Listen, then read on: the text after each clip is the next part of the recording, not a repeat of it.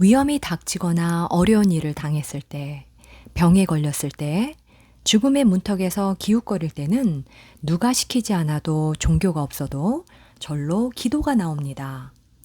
탄광에 매몰되었다가 구조된 광부들에 대한 신문 기사를 본 적이 있습니다.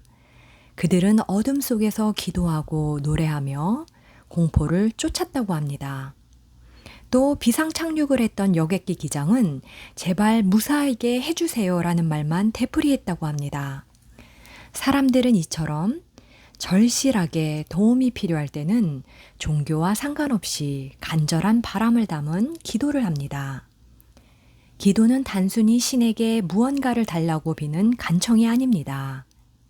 신의 섭리를 바꿔보려는 시도도 아닙니다.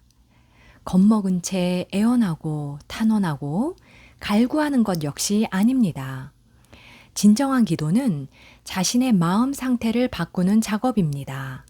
내 삶이 긍정적인 방향으로 흘러가도록 내 안에 잠들어 있는 잠재의식을 깨우는 것이고 그 간절한 소망이 반드시 응답하리라는 굳은 믿음과 확신을 행하는 적극적인 노력입니다. 잠재의식이 깨어나면 내 안의 힘으로 어려운 순간들을 무난하게 해결해 나갈 수 있습니다. 일이 순조롭게 잘 풀릴 것이고 잘 해나갈 수 있을 것이라고 기도하면 어려움이 조화로운 상황으로 바뀌는 것이지요. 기도하지 않는 사람은 없습니다. 기도는 소망이기 때문입니다. 누구나 건강, 행복, 평안, 마음의 평화를 원합니다. 하지만 바라는 대로 이루는 사람은 극히 드물지요. 얼마 전에 만난 대학 교수가 내게 이런 말을 했습니다. 사고방식을 바꾸고 마음의 방향을 바로잡는다면 위궤양이 재발하지 않을 것이라는 생각이 듭니다. 하지만 그럴 수 있는 방법이나 과정, 절차를 모르겠습니다. 문제는 많은데 마음의 갈피를 잡지 못하겠습니다. 자꾸 좌절하고 의욕도 떨어지고 우울해집니다. 그가 바라는 건강을 되찾으려면 정신적, 영적 법칙부터 알아야 합니다. 바로 기도가 필요한 것이지요. 이 책에서 나는 우리가 정말로 원하는 꿈을 이룰 수 있게 해주는 방법으로 기도라는 공식을 제시할 것입니다. 꿈을 이루어주는 기도의 바탕에는 믿음이 필요합니다. 이 믿음은 특정한 신교, 교리, 제도, 조직, 종교 혹은 개인을 기반으로 한 것이 아닙니다. 이 믿음은 세상과 그 안에 담긴 만물을 지탱해주는 보편적인 자연의 법칙을 실현하기 위한 것입니다. 여기에서 믿는다라는 의미는 어떤 것을 사실로 받아들인다는 뜻입니다. 의식적이고 논리적인 마음이 사실로 받아들인 것은 잠재의식에서 그에 상응하는 반응을 불러일으킵니다. 잠재의식은 무한한 힘을 가지고 있으니까요. 잠재의식에는 생각의 성격에 따라 반응하는 창조력이 있어서 경험과 사건을 만들어냅니다. 그렇기 때문에 기도를 이룰 수 있게 해줄 열쇠는 자신의 마음에 있는 생각이나 정신적 그림에 반응하는 잠재의식입니다. 마음속에서 얼마나 그 사실을 믿고 받아들이냐에 따라 기도가 실현되는지의 여부가 결정됩니다. 세상살이는 믿음의 법칙에 따라 움직입니다. 믿음은 마음의 생각이라고 간단히 정리할 수 있습니다. 때문에 생각하고 느끼고 믿는 대로 마음과 몸, 환경이 정해집니다. 기도의 필요성을 알았다면 그 다음은 정신적, 감정적으로 한 가지 계획, 한 가지 목적, 한 가지 아이디어에 집중해야 합니다. 머지않아 자신의 생각이 신체적으로 어떤 놀라운 반응을 가져오는지 체험하게 될 것입니다. 이때 기도의 효과가 나타났다고 해서 기도를 중단해서는 안 됩니다. 마음의 움직임에 반응하는 정신과 영혼의 법칙을 자신이 마음대로 운영할 수 있다는 확신을 가지고 계속해야 합니다. 그래야 평화로운 상태가 지속됩니다. 사실이라고 느끼며 명상한 아이디어는 빠짐없이 잠재의식에 담겨 배양되고 생활에서 표현됩니다. 몇 년 동안 내가 진행했던 라디오 프로그램을 열심히 들었다는 할머니로부터 편지를 받은 적이 있습니다. 그 할머니의 장에는 커다란 종량이 있었습니다. 할머니는 기도요법을 활용하여 아침과 저녁으로 5분에서 10분씩 조용히 명상을 하며 자신에게 내재된 무한한 힘을 믿고 몸이 점차 좋아질 것이라고 기도했습니다. 그녀는 그 기도 내용이 자신의 마음에 스며든다고 생각했습니다. 기도를 시작한 지 한 달이 채 안 되었을 때 할머니는 놀라운 결과를 마주했습니다. 그녀의 장에 있던 종양이 흔적도 없이 사라진 것입니다. 종양은 할머니가 평소에 생각하는 방식이 몸에서 굳어진 결과였습니다. 특별한 치료를 하지 않았지만 마음의 진리가 담긴 생각을 채우자 그에 상응하는 변화가 몸속에서 일어났습니다. 기도를 하면서 그녀는 부정적인 생각을 조금도 하지 않았습니다. 결국 그런 태도가 할머니의 몸을 바로잡아 준 것입니다. 다시 한번 강조하지만 여기에서 말하는 기도는 어떠한 대상에게 하는 것이 아닙니다. 나 자신도 모르고 살아왔던 내 안의 힘을 사용하기 위한 것이며 내 마음과 나를 움직이기 위한 방법으로서의 기도입니다. 기도를 하면 마음이 편안해지고 지금까지 몰랐던 내면에 있는 강한 자신의 모습을 만날 수 있습니다. 이러한 경험이 쌓이면 여러 가지 난관과 어려움들을 차근차근 풀어갈 수 있습니다. 이때 기도가 이루어지기 위해서는 난관과 어려움을 잘 이겨낼 수 있다는 믿음이 확실해야 합니다. 기도를 하다가 문득 진실을 알면 마음이 변하는 것을 느낄 수 있습니다. 그리고 마음은 그 진실에 순응하게 됩니다. 어떤 어려움이 닥쳐도 상황이 아무리 복잡하게 보여도 긍정적인 기도를 한다면 내 안의 잠재의식이 원만한 해결책을 찾아 모든 일을 바로잡아 줍니다.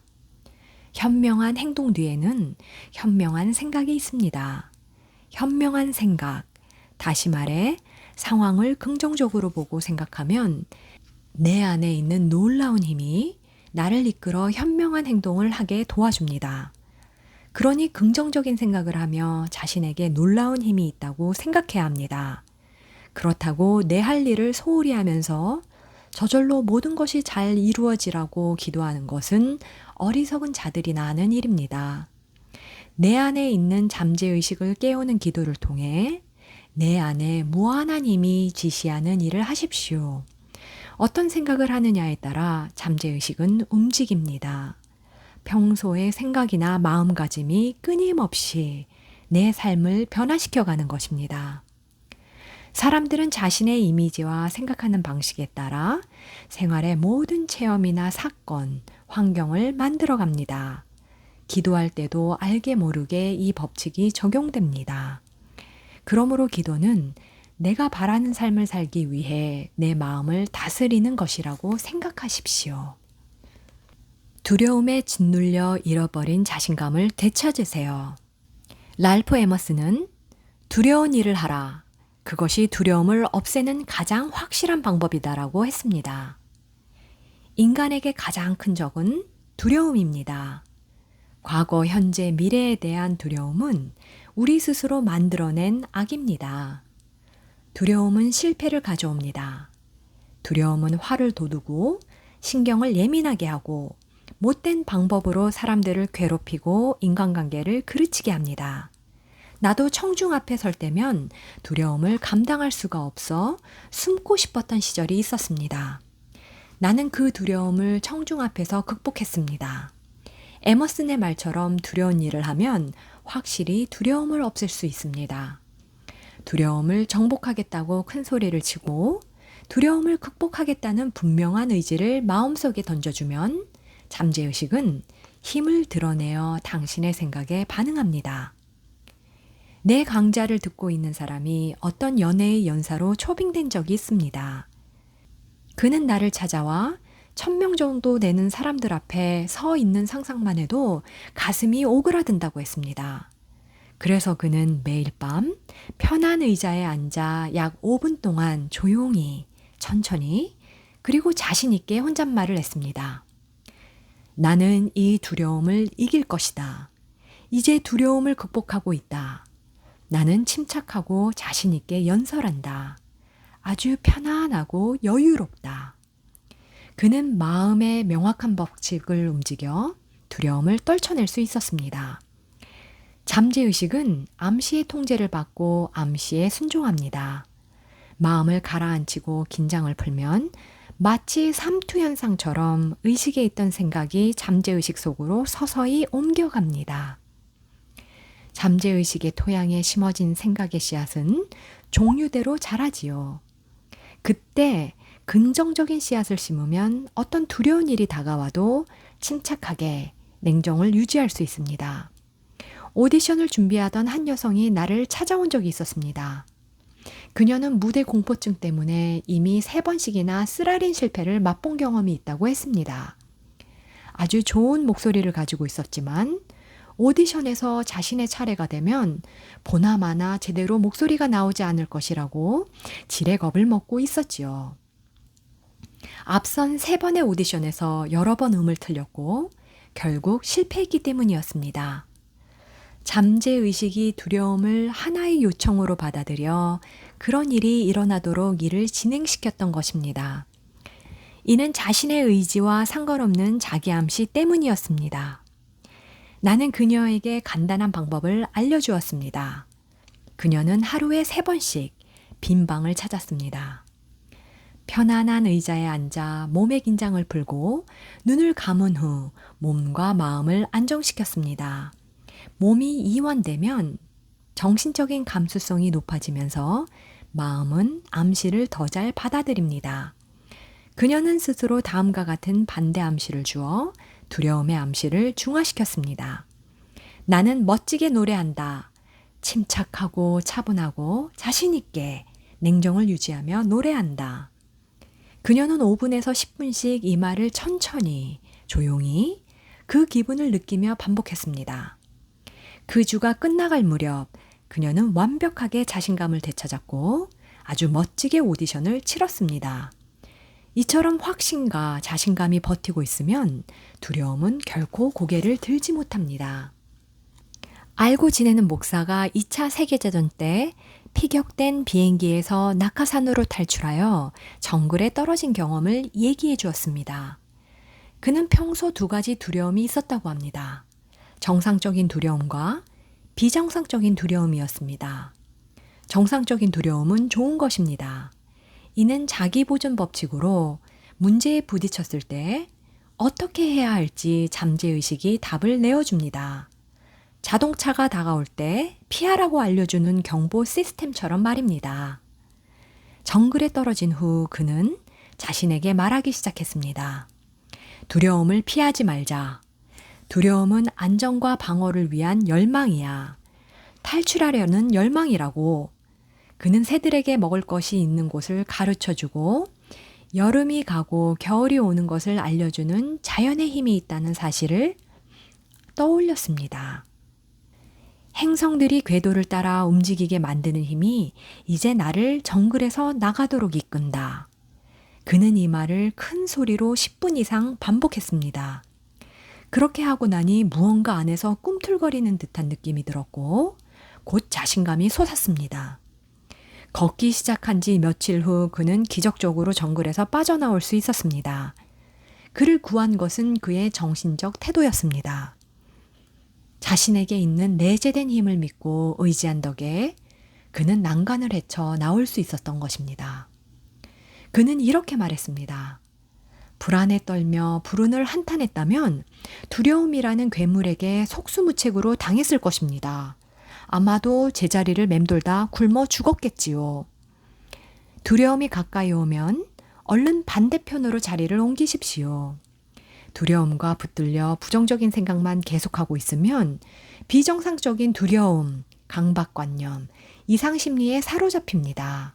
문제가 생겼을 때 어려운 부분에만 마음을 쏟으면 두려움은 더욱 커져 끔찍할 정도로 크게 부각됩니다. 결국 다리에 힘이 풀리고 머리는 어지러워질 것입니다. 하지만 객관적인 조건을 바꿀 수 있는 힘이 잠재의식에 있다는 사실을 알면 이런 종류의 두려움은 쉽게 극복할 수 있습니다.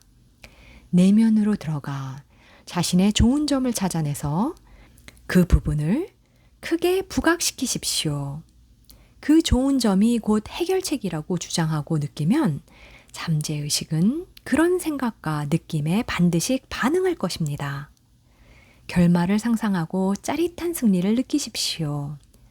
사실이라고 단정하는 주관적인 느낌과 상상은 객관적으로 벌어지는 일의 내면적 증거입니다. 잠재의식이 당신을 자유롭게 해줄 것입니다. 두려운 생각이 들면 해피엔딩을 생각하십시오. 부정적이고 두려운 생각과 싸우지 말고 당신이 가지고 있는 사랑과 평화와 자신감의 등불에 불을 붙이면 됩니다. 잊지 마십시오. 두려움은 대부분 허상일 뿐입니다. 두려움을 몰아내는 간단한 비결이 있습니다. 끊임없이 건설적이고 긍정적인 생각으로 마음을 채우는 것입니다. 사랑, 평화, 조화 등으로 마음을 채우십시오. 목표와 이상, 긍정적인 것, 하고 싶은 일에 관심을 집중하세요. 그렇게 하면 내면에서 잠재의식이 보이지 않게 움직이고 우리의 세계는 우리 내면에서 생각하고 관조한 내용과 유사한 쪽으로 바뀔 것입니다. 전 세계로 순회 강연을 다니던 중 저명한 정보관리와 대화를 나눌 기회가 있었습니다. 그는 대단한 균형 감각의 소유자로 마음 깊은 곳에 평화와 고요가 확고하게 자리 잡은 사람이었습니다. 그는 신문이나 반대 정당에서 어떠한 정치적 비난을 쏟아내도 결코 마음이 흔들리는 법이 없다고 했습니다. 그는 매일 아침 명상을 통해 마음 한가운데 깊고 조용한 평화의 바다가 있다고 생각했습니다. 그 명상으로 그는 엄청난 힘을 만들어냈고 갖가지 두려움과 난간을 극복했습니다.